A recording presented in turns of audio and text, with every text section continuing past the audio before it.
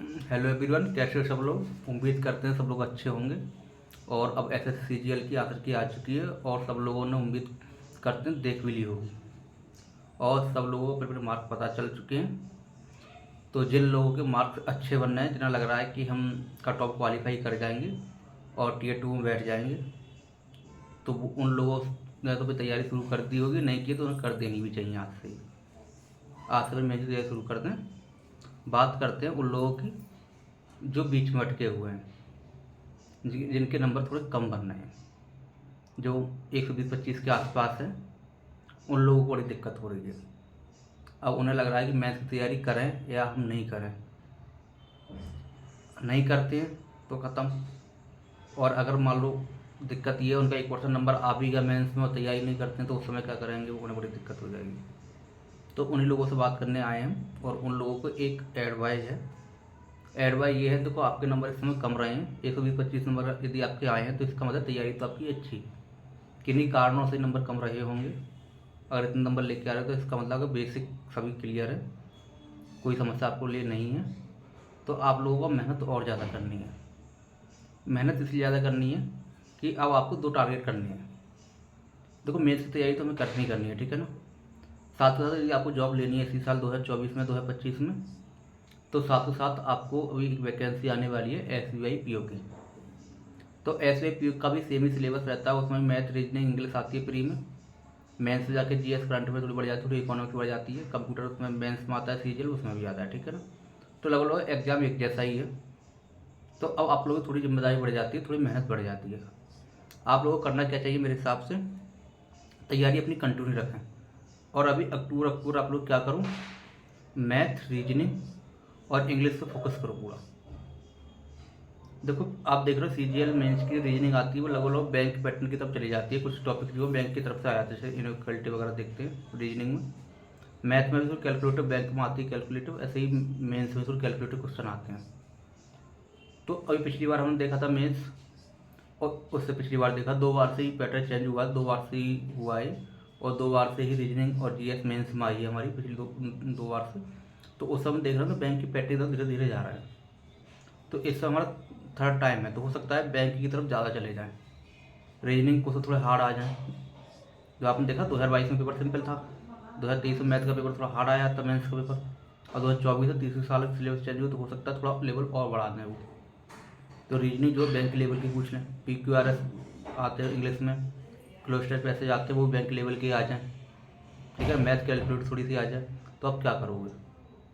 तो देखो आप लोगों को डबल फायदा हो जाएगा। आप लोगों को क्या करना चाहिए, इस समय बैंक की तैयारी के हिसाब से करो, इंग्लिश की तैयारी ढंग से करो और बैंक की रीजनिंग पढ़ो। आप जो टॉपिक CGL में आ रहा है बैंक वाला वो भी पढ़ो।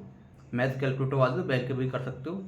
कुल मिलाकर आप देख सकते हो एक मॉक टेस्ट SFPO का प्री रीड लगा सकते हो। अभी CGL मेंस के पेपर मत लगाओ, जिनके नंबर कम 120-25 है, वो मतलब SFPO का टेस्ट लगाओ और फॉर्म अप्लाई कर देना इसमें, ठीक है ना। इससे हुआ क्या, यदि आपका मान लो प्री हो जाता है, क्लियर हो जाता है, तो आपको तैयारी क्या मिलेगी, आपकी इंग्लिश अच्छी हो चुकी होगी, मैथ अच्छी हो चुकी होगी और रीजनिंग बहुत अच्छी होगी, ठीक है ना। और कंप्यूटर आप पढ़ ही रहे हो साथ साथ, कि कंप्यूटर बैंक में भी आता है, तो कंप्यूटर भी पढ़ना पड़ेगा आपको मैथ का। तो अगर आपका मान लो नंबर आया था तो मैथ अच्छे कर जाओगे, कोई दिक्कत नहीं है। मान लो अगर 1% नंबर नहीं आया तो आपकी तैयारी ख़राब नहीं जाएगी। आप क्या करोगे, उसी तैयारी से आप पेपर दे दोगे SBI PO का प्री। तो उसे कंप्यूटर भी आना है, मेंस भी जाकर। मेंस में क्या होता है, जो SAPU का मेंस होता है, तो आपका आंसर की आएगी, रिजल्ट आएगा, उसके मतलब 10-15 दिनों में मेंस हो जाता है। प्री के बाद मुझे लग रहा है 1-1.5 महीने मुश्किल से मिलता है, तो उसमें कंप्यूटर वाला तैयार तुम्हारा ना हो पाएगा, ना GS तैयार हो पाएगी। तो तैयारी तो अभी लेके चलनी पड़ेगी। तो अभी आप कंप्यूटर पढ़ लोगे, ठीक है ना, मैथ पढ़ लोगे, रीजनिंग पढ़ लोगे, GS पढ़ लोगे, प्री आपको SAPU का भी हो जाएगा।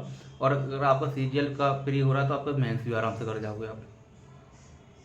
अगर मान लो CGL का मेंस प्री एक बार नहीं हुआ तो बैंक PO का प्री दोगे तो उसमें अच्छा करोगे, तो PO आपका हो जाएगा। और आप पढ़ ही रहे लगातार मेहनत से, तो आपका मेंस भी हो जाएगा SAPU का।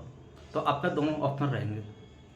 होता क्या है, जैसे मान लो अभी आपको टारगेट नहीं किया, आप तैयारी कर रहे हो, नंबर आपके कम है 120-25, तो अब आपके गाँव एक ही बार आएगा, पढ़ने बैठोगे तो यार नंबर मेहनत करो, आया नहीं आया, ये चलता ही रहेगा। ये नेगेटिव चीज़ें दिमाग में चलती रहेंगी। अगर ये नेगेटिव चीज़ें तुम्हारे दिमाग में चलेंगी तो आप तैयारी बिल्कुल कर ही नहीं पाओगे। वो चीज़ नहीं आएगी, तैयारी नहीं कर पाओगे, ठीक है ना। और यदि आप SBI PO का जो है टारगेट कर लोगे, तो आप तैयारी करोगे तो आपके दिमाग में रहेगा कि मेरे पास एक एग्ज़ाम और है, अगर ये नहीं होता तो मैं ये दूंगा, ठीक है। तो उसके साथ तैयारी आपकी अच्छी हो जाएगी, ठीक है। तो ये बताने आए थे, बाकी किसी कुछ पूछना हो तो आप कमेंट करके पूछ सकते हो।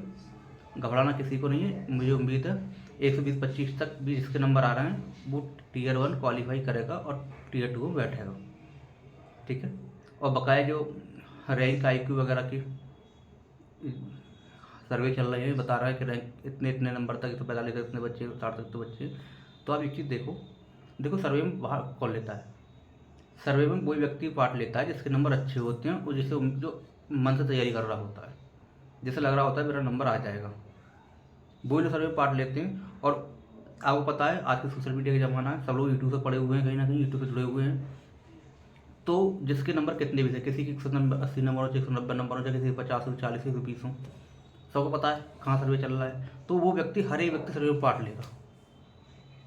मतलब ऐसा 90% लोग सर्वे में पार्ट ले ही लेते हैं, अच्छे नंबर वाले। जो सर्वे में पार्ट नहीं लेते हैं वो बहुत डाउन वाले नहीं लेते हैं, बहुत डाउन नंबर होते हैं, 50-60 नंबर आ रहा है, 70-80 नंबर आ रहे हैं, 90 नंबर आ रहे हैं, वो लोग सर्वे में पार्ट नहीं लेते हैं। बाकी सब लोग सर्वे में पार्ट लेते हैं। तो जैसे मन नहीं कि 145 तक में 17,000 रैंक बन रही है, तो लोग कह रहे हैं 145 17,000 बन रही है तो दूना कर देंगे 140, और लोग लगा तो 145 कट ऑफ चली जाएगी, ऐसा नंबर बता रहे हो, ऐसा कुछ नहीं हुआ, ठीक है ना। कट ऑफ 120-25 के आसपास ही रहेगी, आप लोग सेफ ही हो मेरी तरफ से। लेकिन फिर भी अपनी सुविधा के लिए SPPO की तैयारी कर लो, ठीक है। जैसे पढ़ाई मन लगा रहा है आपका कि हाँ एक एग्जाम ये भी देना है मुझे, ठीक है। Thank you.